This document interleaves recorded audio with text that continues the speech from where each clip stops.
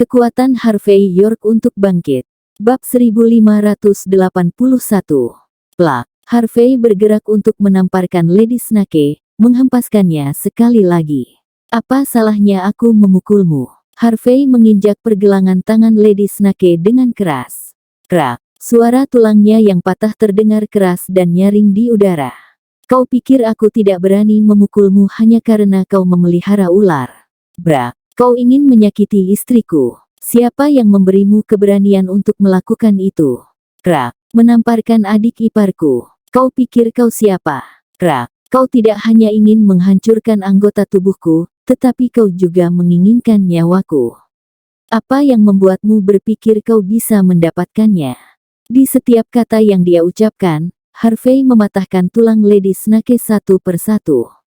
Ketika dia selesai berbicara, anggota tubuh Lady Snake patah dan dia terbaring lemas di lantai, mengejang kesakitan. Wajahnya yang awalnya suram dan arogan sekarang penuh dengan ketakutan.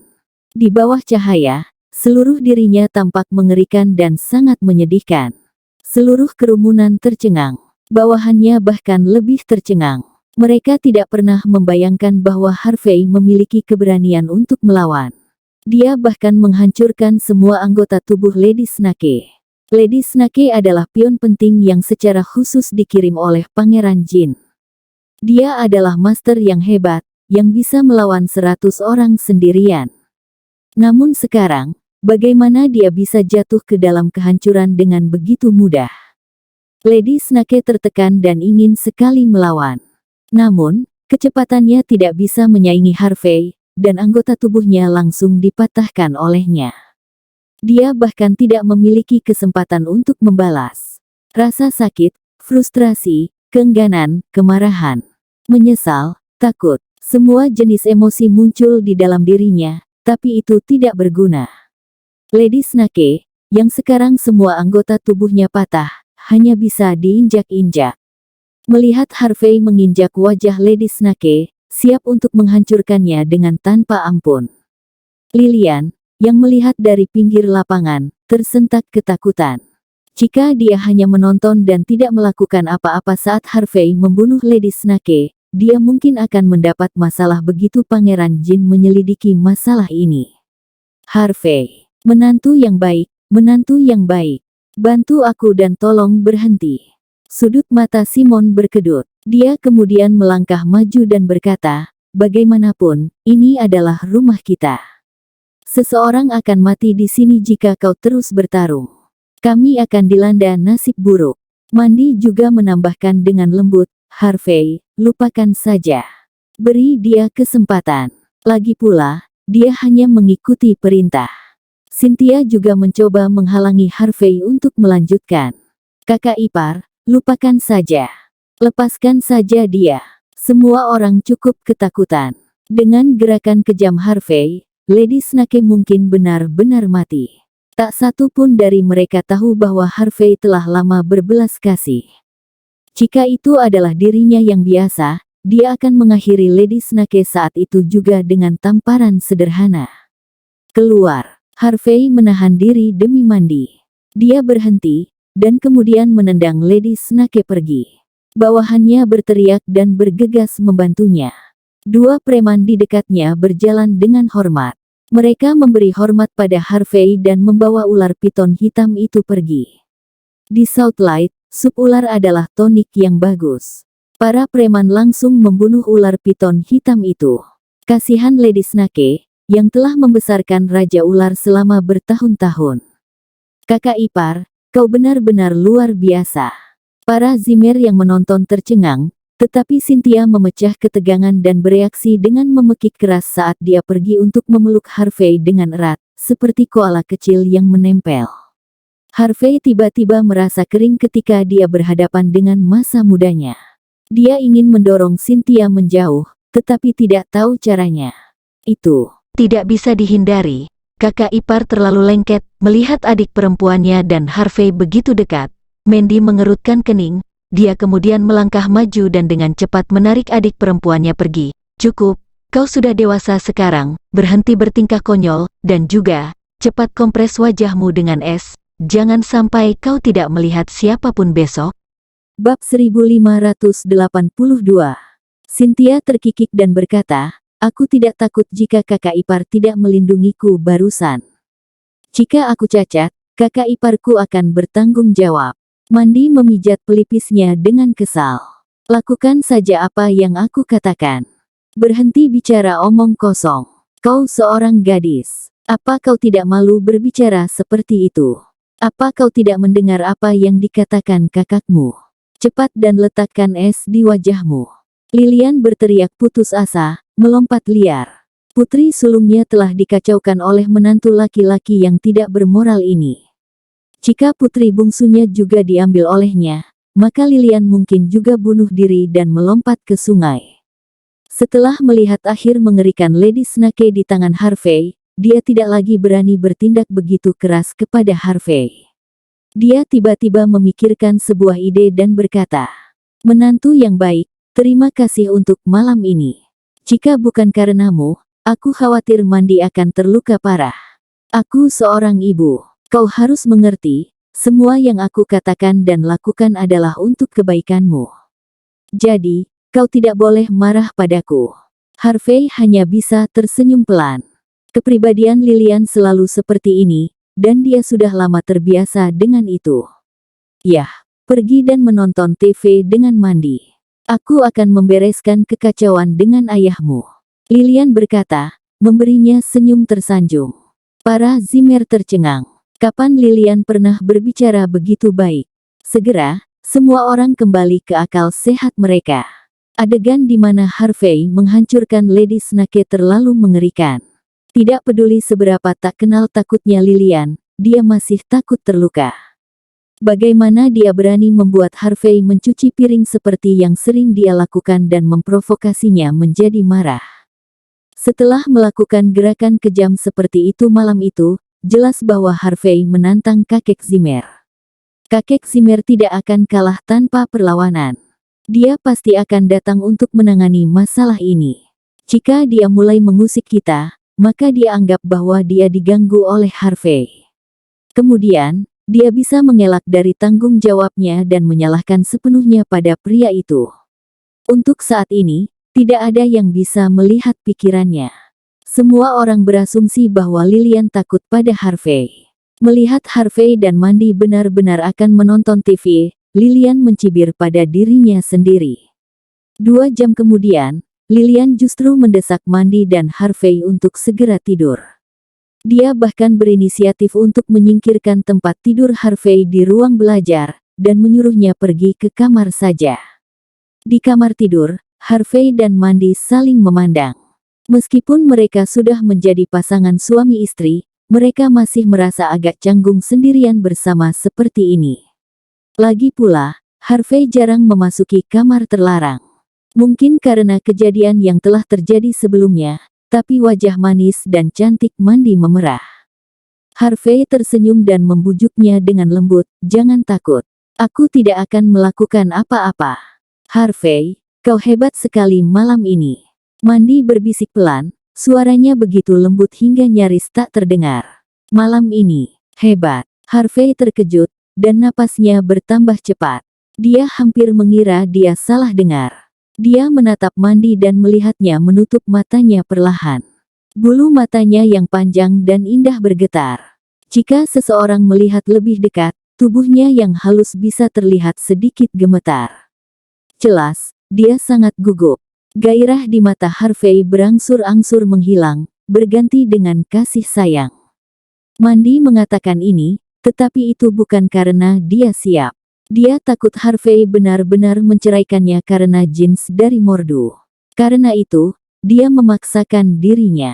Bukan ini yang diinginkan Harvey. "Jangan khawatir." Harvey memeluk Mandy, menariknya ke dalam pelukannya. "Tidak ada yang bisa membuatmu meninggalkanku, bahkan jika 10 keluarga teratas ada di sini." Bab 1583. Keduanya tidur, berpakaian lengkap. Tak satu pun dari mereka melewati batas. Tiba-tiba, pada pukul 2 pagi, dering telepon mengagetkan mereka. Harvey terkejut. Dia kembali sadar ketika dia menyadari bahwa itu bukan teleponnya. Mandy buru-buru menjawab telepon. Ekspresinya langsung berubah di saat berikutnya. Apa? Lady Snake dan bawahannya semuanya mati. Ketika dia mendengarnya, ekspresi Harvey berubah dengan tiba-tiba. Dia tidak membunuh Lady Snake karena dia ingin Mandy memiliki jalan keluar. Tanpa diduga, Lady Snake tetap berakhir mati. Itu adalah skenario yang terlalu mirip dengan kematian Oliver Bauer.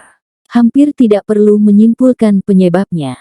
Harvey yakin bahwa pihak lain akan mengejarnya. Namun sayangnya, Mandy terseret dalam kekacauan ini.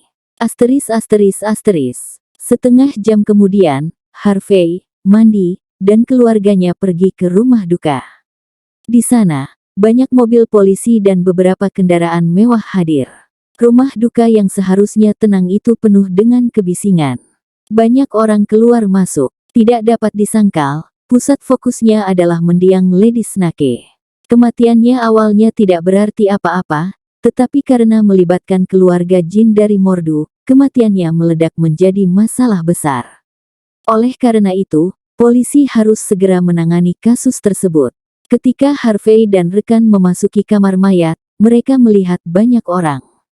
Bahkan anggota keluarga Zimmer yang baru saja bersatu kembali hadir. Kakek Zimmer dan Queen juga ada di sana. Kakek Zimmer memegang tongkat penopang kepala naga yang indah di tangannya. Dia melihat mayat Lady Snake, ketakutan dan kemarahan di seluruh wajahnya. Takut, karena dia tidak bisa memberikan penjelasan yang memuaskan kepada keluarga Jin. Bagaimanapun, Lady Snake adalah sosok seperti dewa di antara keluarga Jin. Kemarahan, karena seseorang berani membunuh Lady Snake tanpa menghormatinya. Tanpa tuan besar ini di sisinya, dia tidak bisa lagi memberlakukan cara-cara tiraninya.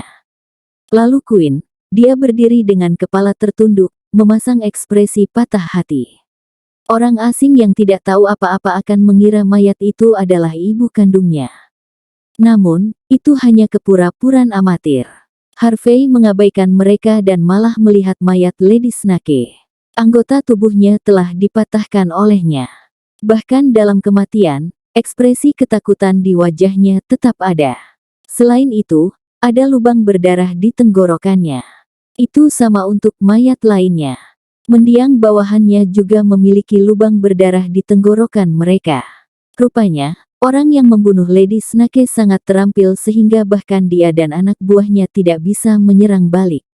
Bagaimana ini mungkin?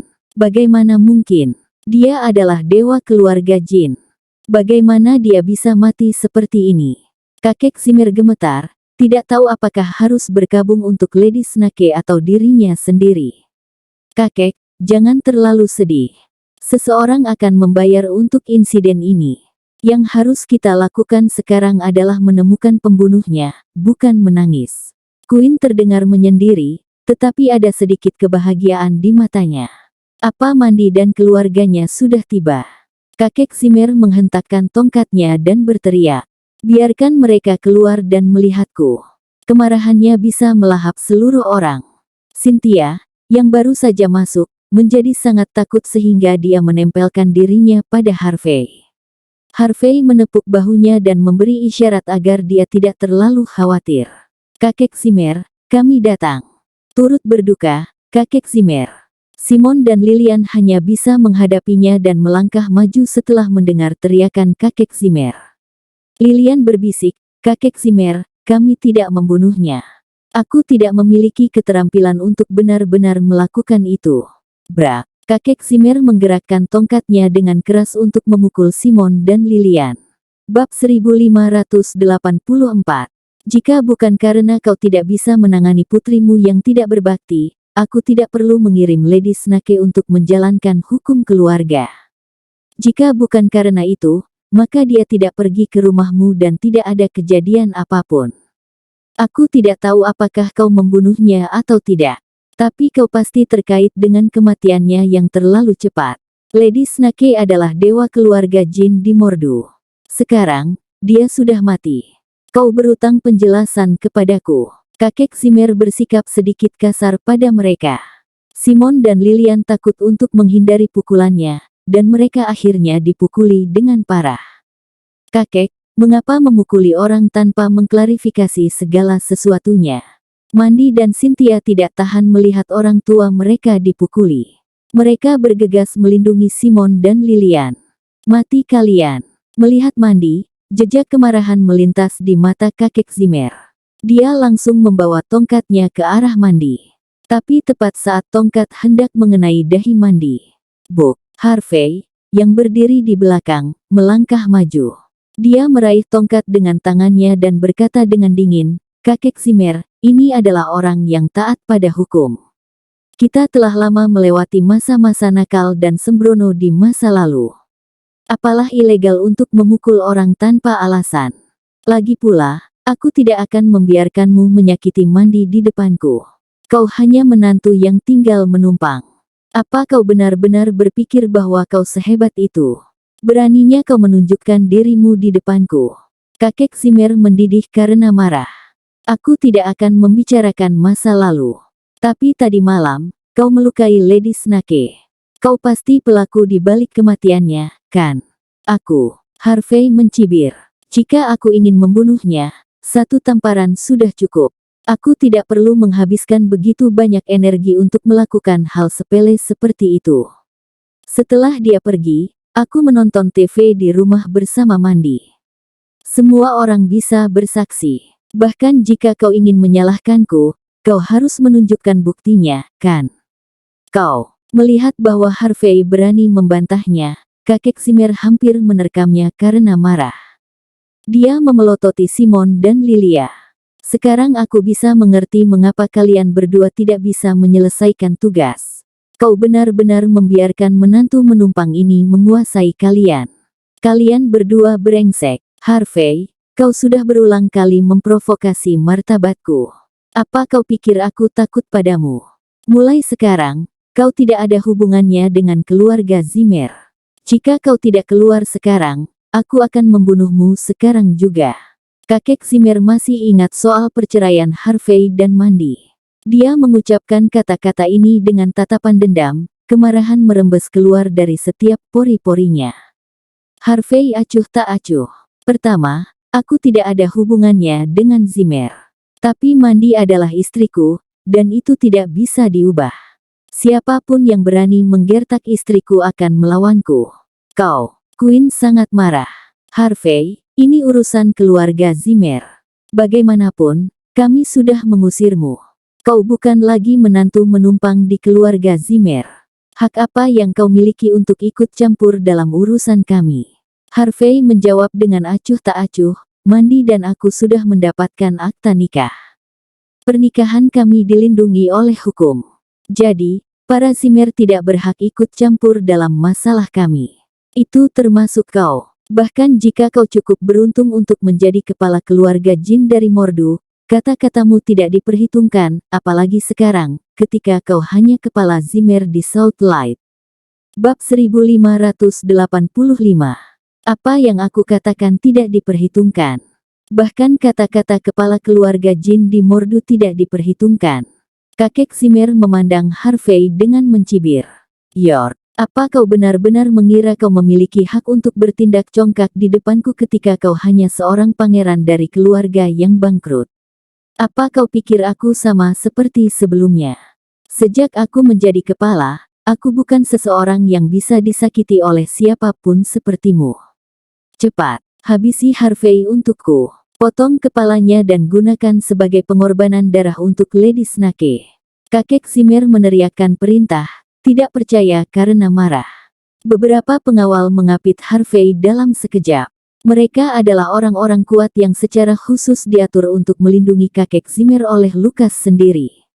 Mereka tidak hanya memiliki keterampilan yang luar biasa, tetapi mereka juga bertindak tegas dan hanya mematuhi perintah kakek Zimmer. Dalam sekejap mata, mereka mengeluarkan senjata mereka dan mengarahkannya ke arah Harvey. "Jangan!" Mandy segera mendorong Harvey ke lantai. "Buck!" 5 sinar lampu mengunci lokasi Harvey dari arah yang berbeda, cepat dan akurat. Pupil Harvey menyusut. Dia secara otomatis memeluk Mandy dan berguling. Ark! Pengawal bersenjata langsung menjadi mangsa pukulan yang tidak diketahui. Satu persatu, Mereka jatuh ke lantai, memegangi leher mereka. Ada suriken yang dibasahi dengan racun di tenggorokan mereka. Tanpa menunggu siapapun bereaksi, seorang pria berpakaian seperti inspektur polisi bergegas keluar. Dia melakukan gelombang dan menebas pedangnya, gerakannya mirip dengan kurva bulan sabit. Geger. Beberapa pengawal yang berada di jalan bergetar, mencengkeram leher mereka, dan langsung jatuh ke lantai. Inspektur aneh ini memiliki pedang di kedua tangannya. Dia kemudian dengan cepat berjalan ke tempat Harvey berada. Namun, Harvey mundur dengan cepat, sambil memegang mandi di tangannya. Pada saat yang sama, dia juga melindungi Cynthia dan mendorongnya ke belakang. Jarak antara dia dan inspektur aneh itu langsung semakin menjauh. Siapa? Kakek Zimmer tanpa sadar berteriak. Bro. Ketika yang disebut inspektur bergerak, dia melonjak ke atas dan menempuh beberapa jarak dalam sekejap. Dia mengangkat pedang rampingnya dan menempelkannya di tenggorokan kakek Zimmer. Bayangan kematian segera menyelimuti tubuh kakek Zimmer. Kakek Zimmer, yang awalnya sangat marah, gemetar ketakutan. Dia tidak berani mengatakan sepatah kata pun karena dia tahu bahwa pihak lain mungkin akan membunuhnya sebentar lagi. Bodoh. Cepat ke sini sekarang. Bahasa Mandarin inspektur itu agak tidak jelas saat dia berteriak pada Harvey. Kalau tidak, aku akan membunuh benda tua ini. Harvey menyipitkan matanya saat dia mempelajari pedang di tangan lawannya, lalu melihat suriken di tenggorokan mayat. Dia sekarang tahu asal-usul lawan baru yang aneh ini. Rumah ninja dari negara kepulauan.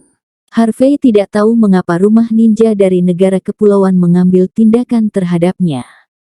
Jika dia mengambil alih Mordu, setidaknya akan ada alasan. Tapi Harvey belum pergi ke sana, dan masih ada yang datang untuk membunuhnya. Tampaknya Longman memang memiliki ancaman internal dan eksternal. Samuel baru saja memilihnya, dan seseorang telah menjualnya. Tatapan Harvey menajam, dan niat membunuh mewarnai matanya. Dia awalnya tidak terlalu tertarik untuk pergi ke Mordu, tapi sekarang rasa penasarannya bangkit. Seorang pembunuh. Ada seorang pembunuh yang berkeliaran. Cepat lindungi kakek Zimmer. Panggil inspektur ke sini. Segera. Kekacauan pun pecah. Beberapa mundur ke pintu, berteriak-teriak. Beberapa tumbang. Sudah. Sejumlah besar pengawal bergegas masuk dari luar. Mereka mengeluarkan senjata api mereka, siap menyelamatkan kakek Zimmer. Mereka dikirim untuk melindungi kakek Zimmer setelah dia dipromosikan. Mereka tidak bisa membiarkannya mati begitu saja.